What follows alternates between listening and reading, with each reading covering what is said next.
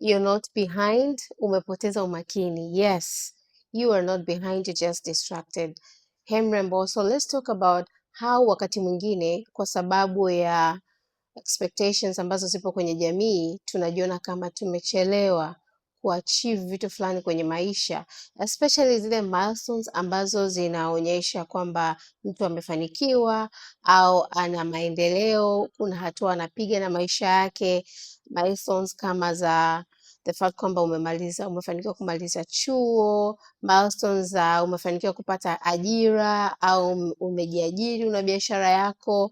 Milestone nyingine ni kama kuweza kuolewa, umepata mtoto, umeweza kuachieve milestone kama ya kununua gari, huko kazini umepanda cheo na vitu kama hivyo.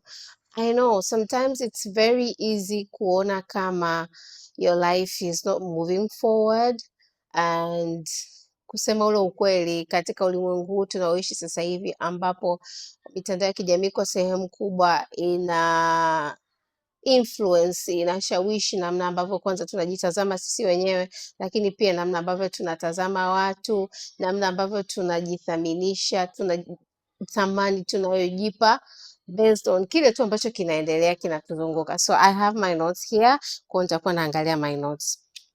I think what is happening is that attention yako imeshift, yaani umakini wako umehama. Kile ambacho ulikuwa umewekeza nguvu zako kukitazama hapo awali au kukiamini kimevamiwa. So attention yako imehama kutoka kwenye ile identity ambayo Mungu alishakuhakikishia ndio identity yako, kwamba you are a child of God, kwamba you are loved, kwamba wewe ni wa thamani. Imehamia kwenye identity ambazo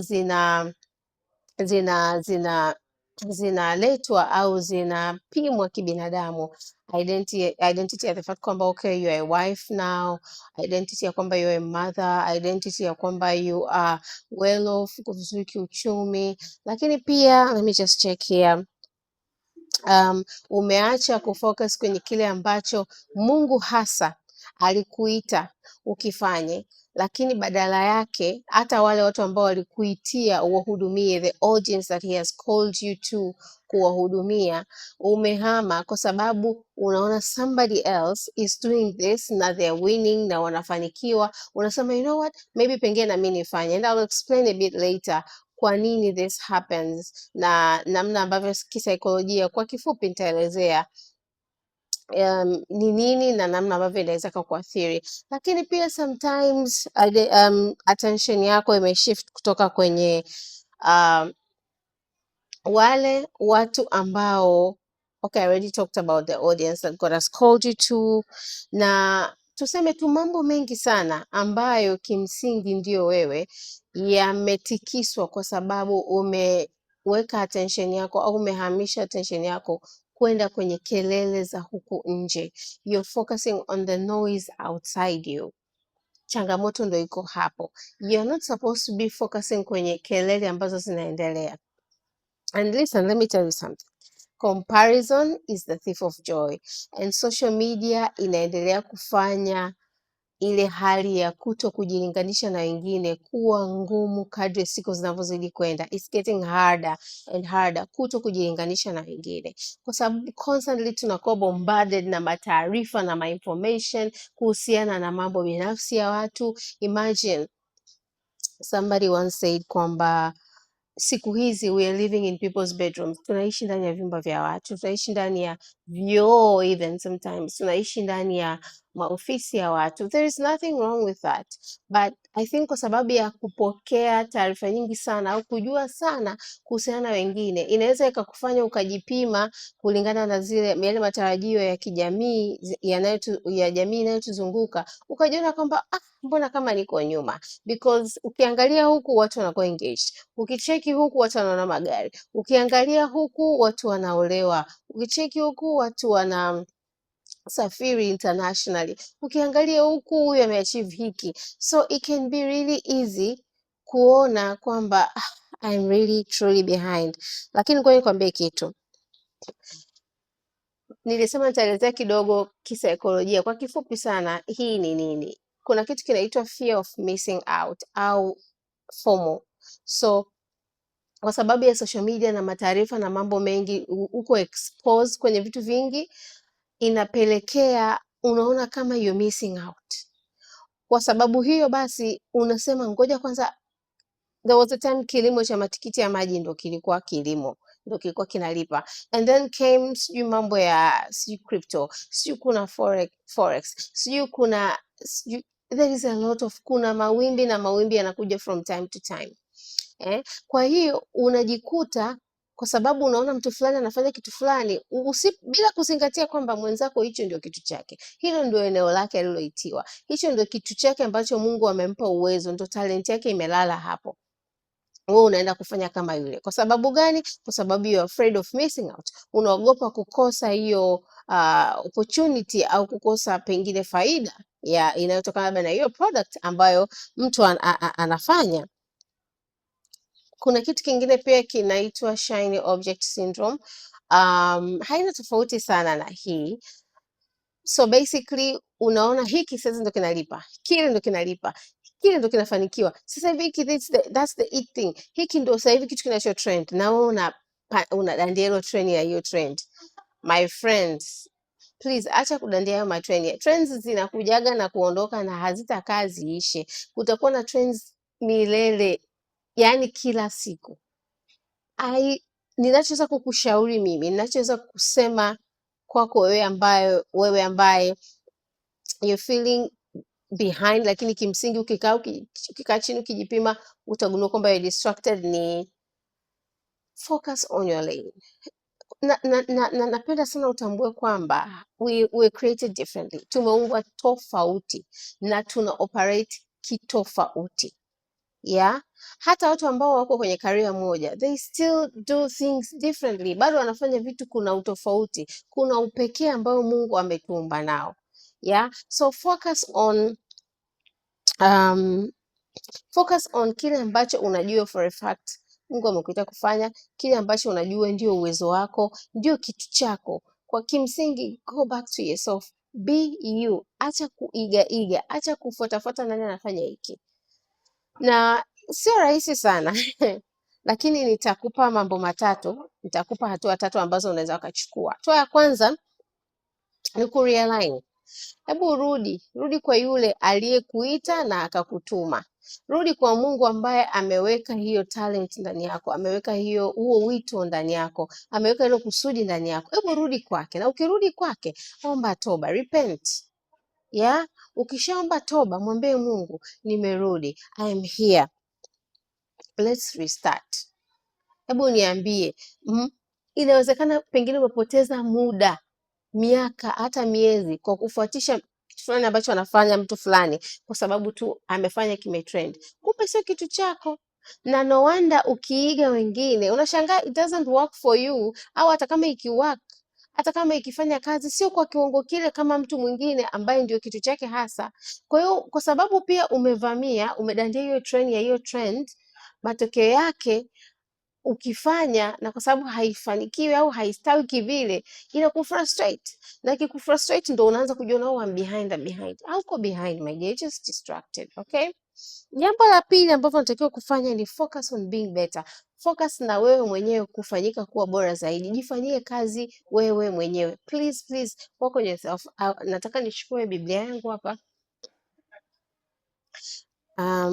Kuna andiko ambalo nataka tulisome, napatikana katika Wathesalonike wa pili.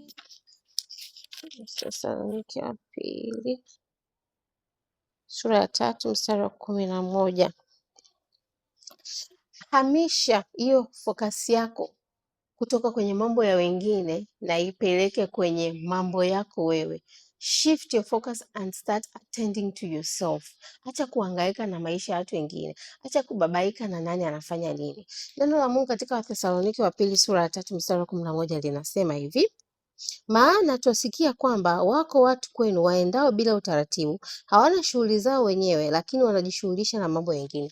Please, acha kufocus na watu wengine. Tafsiri ya Biblia ya Kiingereza kwenye mojawapo ya tafsiri inasema mind your business. Siku nilipojua Biblia inasema mind your business, nilicheka sana. I found it so funny. But guess what? Hata Mungu anajua kwamba unapowekeza katika kufuatilia mambo ya wengine unapoteza mambo yako. You know, yule mkimbiaji maarufu sana, I think sasa hivi amestaafu, anaitwa Usain Bolt. Imagine, inasemekana zama za alipokuwa anaendelea kucompete, kuna watu walikuwa wanaingia kwenye mashindano wanasema ninashindana na Usain Bolt. Sasa changamoto ya kushindana na mtu mwingine ni kwamba badala ya kufocus na, kwa sababu wale wanariadha wanakuwa na lanes ambazo ndo wanakimbia, hatoki kwenda kulia wala kushoto, anakimbia kwenye ile ile njia yake. Sasa the challenge is ukibaki unakimbia huku unamwangalia mtu mwingine, ni rahisi kutoka nje ya reli, unashindwa kuangalia namna ambavyo wewe unaenda, lakini uko busy na kwa mtu anajikuta una compete na Usain Bolt. Usain Bolt yeye ana focus na yeye mwenyewe, na inakuwa rahisi zaidi kwake kushinda kufanya vizuri, kwa sababu he's so yuko focus na mambo yake yeye. So that's what I'm saying kwako wewe pia mrembo, focus na mambo yako, work on you, focus on getting better. Unakumbuka habari ya Kaini na Habili? Kaini pengine angetafuta kujifunza katika ile sadaka zake alizokuwa anatoa za mboga mboga, pengine kuna mahali atakiwa kuboresha, pengine atakiwa kujifunza kwamba na yeye atoe sadaka za wanyama, lakini kwa upendo wake yeye, namna anavyompenda Mungu, kwa upekee wake yeye, badala ya kubaki na nikwambie kitu, the thing is, ukiendelea, athari mojawapo pia ya kujilinganisha na watu wengine, focus na mambo ya watu wengine, ni kwamba utaanza kudevelop wivu, unajua. Na mimi nimekuja kugundua na ninaendelea kujifunza kwamba watu ambao wana wivu ni watu ambao they don't have their own things going on for them. Ni watu ambao hawana maisha yao. Ndio maana at some point kuna video nishawahi kusema, mrembo, please get a life. Get a life, have your own life going on for you. Badala ya kuwa na focus, okay, fulani sasa ana date na fulani, fulani kazaa, fulani anafanya hiki, fulani, please.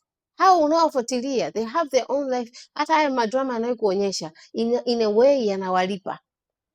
Wewe unalipwa nini? Focus on you, please. Jizingatie wewe, fuata mambo yako, fanya mambo yako, okay? Hamisha focus yako, attention yako kwenye mambo yako wewe.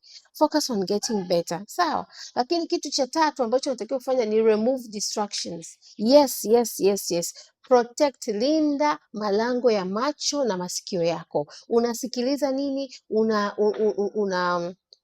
What are you watching? What are you listening? Unasikiliza nini? Unatazama nini? Ni vitu gani ambavyo unavipa muda wako? Sikiliza, there is a difference kati ya kusikia na kusikiliza. Kusikia ni hearing, hiyo huwezi control, lakini kusikiliza, hiyo ni deliberate action, ni unaamua kwamba unachukua hatua, nataka kusikiliza hichi kitu. Kwa hiyo hakikisha unalinda malango ya macho na masikio. Kile unachoangalia, kile unachotazama, kile unachosikiliza, hakikisha ni kitu ambacho kinakusaidia kusonga mbele na sio kukudistract, na sio kufanya kwanza kuona kwamba mimi mbona kama sisongi mbele, mbona. Nikwambia, ukikaa chini ukijifuatilia ni vitu gani ambavyo umefanikiwa kuachieve kwenye maisha, utakuja kugundua Mungu amekuwa mwema sana kwako. Kuna mambo amekufanikisha, kuna mambo amekutendea, ila ni kwa sababu tu hujakaa chini kuangalia maisha yako wewe, uko busy na maisha ya watu wengine. Na nikwambie kitu kingine, athari nyingine ni kwamba ukiachana na wivu, ni kwamba unatengeneza roho ya kukosa shukrani, because when you really sit down na ukaangalia mambo ambayo Mungu amekutendea, utakuja kugundua kwamba God has been so good. Mungu amekuwa mwema sana maishani mwako, ila tu kwa sababu focus ilikuwa kwenye mambo ya watu wengine na kuto kuangalia mambo yako, ndio maana unaona kama I'm behind, mimi mbona sina hiki, mbona sina kile. Okay, if kama inawezekana unfollow. Kama kuna watu unaona kabisa wanakufanya ujisikie wivu, wanakufanya unajikompea nao, unfollow. Kama unaona unaweza kuunfollow, unaweza ukamute the account. Kama unaona kwa kweli unahitaji kuchukua hatua nyingine madhubuti zaidi, log off au freeze hiyo app. Kuna simu zingine zinakuruhusu kufreeze au log off kwenye hiyo application, hizo social media apps ambazo unaona kabisa inakurejesha nyuma. Na kama inawezekana kabisa, unaona kabisa mimi nahitaji kuchukua hatua kali na madhubuti, please futa hiyo application, fanya mambo yako, focus. Kuwa kama yule mwanariadha ambaye anaangalia jinsi ambavyo atafanikiwa, jinsi ambavyo anaenda kushinda ile taji, badala ya kuangalia fulani mbona anakimbia, ngoja nishindane na fulani. No, mrembo, you're not behind, you're just distracted.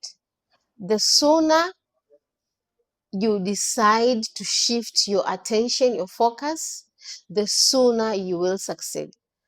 Kadri ambavyo utaamua kwa haraka kuhamisha focus yako, kuhamisha attention yako kwenda kutoka kwa watu wengine, kutoka kwenye hizo kelele za huko nje kuja kwako wewe mwenyewe, ndivyo ambavyo unakaribia mafanikio yako. Okay?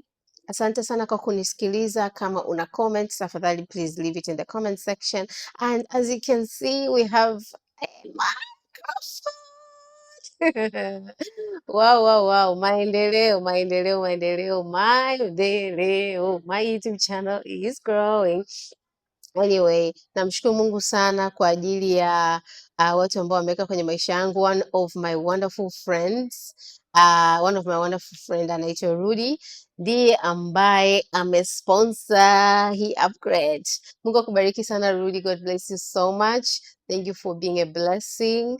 Thank you for wanting to see me grow and succeed. Mungu akubariki mno. God bless you lots.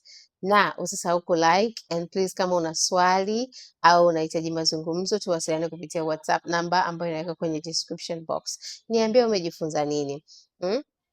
Kuna namna ambavyo labda una struggle, unaona kama hausongi mbele, na umejifunza nini from the video baada ya kusikia kwamba you're not really behind, sio kwamba umerudi nyuma, sio kwamba uko nyuma kimaisha, bali you just distracted, umepoteza tu umakini kidogo. Na unaweza kushare kwenye comments. Asante sana kwa kunisikiliza. Take care and bye.